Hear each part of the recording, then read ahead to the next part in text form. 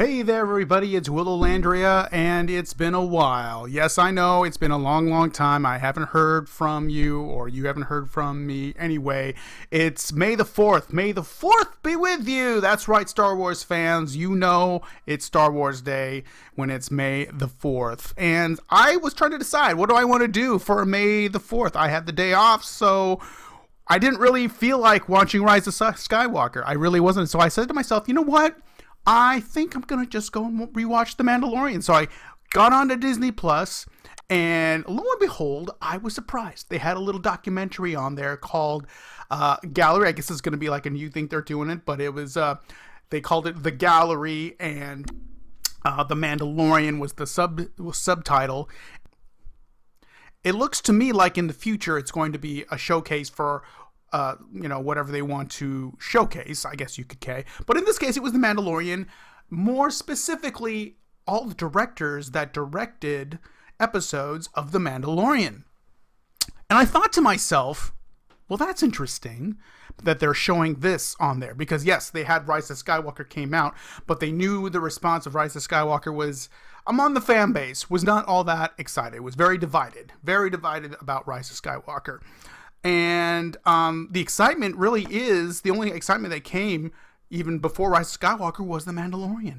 So they had a little taste of that, was little making of. But this is what I thought was interesting, is that by showing all these different directors, they were also going to show, this is what you can look forward to as to the creators, and why you should feel like you are in good hands, and that Star Wars has a good group of people here. Because there's a lot of stuff that's been going on lately of that were about Kathleen Kennedy, as those of you who know, that she has been a problem, and she is not going away anytime soon, but not anytime soon. But there was a bombshell about, there were actually two bombshells actually in the last couple of weeks, I guess.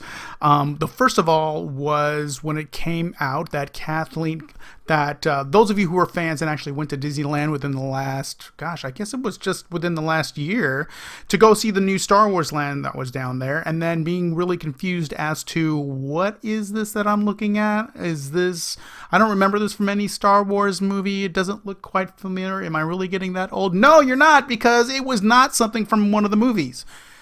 This makes no sense. I mean, it doesn't make any sense on why you would make a Star Wars land and not have something that was actually in the movies, or why would you create a land that was not from the movies? And because when you, if from what I haven't been to, I haven't, like, if you go to, I haven't seen the new Cars Land, but if you go to Cars Land, and I've seen all the drawings and everything like that, it brings you over to Radiator Springs, which is, lo and behold, part of the movie. Okay, so it's expected. That is what you're expecting when you're gonna go and be transported into that world. You expect to be transported into that land. That is part of what you remember that to be. And that's actually kind of the thing that people, I mean, the theme parks, they kind of stole a lot of that from a lot of the, or maybe Hollywood stole it from Disney, to be honest, because one of the tours that they would have at Universal Studios to show the back lot is because they want you to you want to see the things you've seen on the movie screen or on TV. You want to see that. You want to see the actual thing.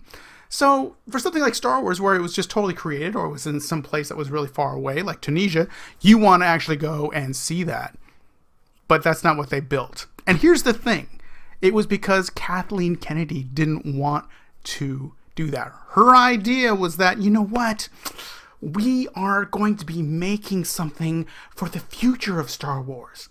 Not the old 50-year-olds from the past, Because in her mind, that's what Star Wars was these people that saw it long time ago, not even thinking that, you know what, they were making fans. There were several waves of fans over the years of people discovering Star Wars.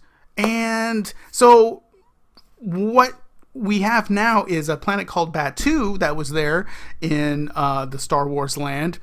But originally, it was supposed to be the amazing people at Disney Engineering, the Imagineers. They were already having their wheels turn when Lucasfilm was bought by Disney. They said, "Oh gosh, we're probably going to be working on a Star Wars land." And so they started their wheels turning, and they started, creating things, and they started making, trying to get ideas together.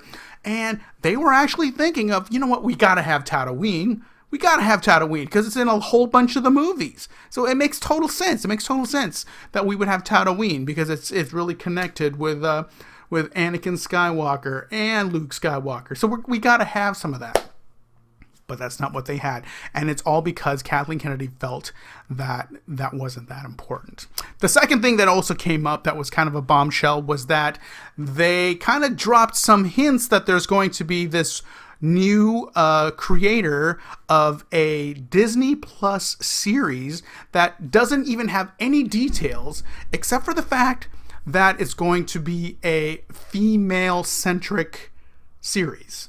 Female-centric series, which I think is kind of strange because it seems like most of the movies that have come out have been quote-unquote female-centric in that the main protagonist has always been a woman. So for them to actually say, this is what the whole series is going to be, it's going to be female-centric, not that I don't think there's anything wrong with it, it's just like there's nothing really forward that. I mean, yes, The Mandalorian, okay, it's not female-centric, but when you compare it to everything else that's on there, the main protagonist of most of the new series, most of the movies that have come out, have always been the females. I mean, even Rogue One had Jyn Erso. So I'm not even exactly. I guess Han Solo. Han Solo was there, but it was like not really the Han Solo that we knew, right? So even you kind of couldn't get away with it if the name of the movie was based on Han Solo. It had to be a male-centric. Anyway. And then shortly after Nancy Headland was, leaked, it leaked about Nancy Headland, there were certain things that started to come out about her past as to her relationship when she used to work with Harvey Weinstein. And there were some questionable things that she may have done because she had deleted about 200 plus tweets of hers because they were problematic. You read into it as you will. Something was going on that she just definitely didn't want people to know. So who knows? Who knows what it was? If it was problematic or not? I guess we'll never know at this point. But anyway, the thing about it is that there was also word that a lot of the higher ups, the CEOs, were not really happy with this leak because it was not. We did not want this to be a done deal, but the rumor or the speculation is that, well, maybe this was a Kathleen Kennedy thing, or maybe it was a Nancy Headland thing, that she actually leaked it out herself so that once she got it in there, it would look bad if Disney would try to boot her out. And she did not want to be booted out because she wanted to do this that was out there and do this female-centric Star Wars series. So, who knows? And my guess is that all this picking of Nancy Headland was a Kathleen Kennedy thing, because that, I think, is what is coming right back to the gallery. I think that's what this is all about, is to get people excited to this is the real future of Star Wars.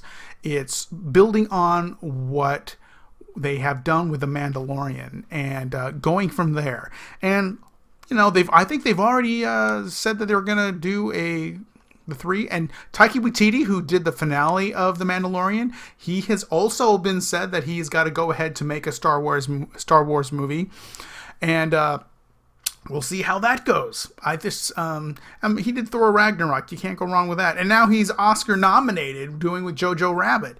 So yeah, there's a lot to look forward to in Star Wars, and I think a lot of the hardcore fans are going to be happy when Kathleen Kennedy gets out and we actually get a true fan in there. That was because if you watch that documentary, you find out the ones that are actually Dave Filoni. Dave Filoni is a hardcore fan, and even the other directors, they talk about him, how he really knows his stuff about Star Wars. And it's just all about, you know, living inside that world.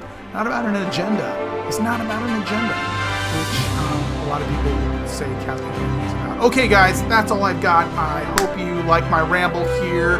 May the 4th be with you. Watch some Star Wars, whatever that may be. If you like all the other new stuff, hey, that's your choice. You go watch it. I'm gonna probably watch The Mandalorian again, okay? Catch you on the next video. Please like, share, and subscribe.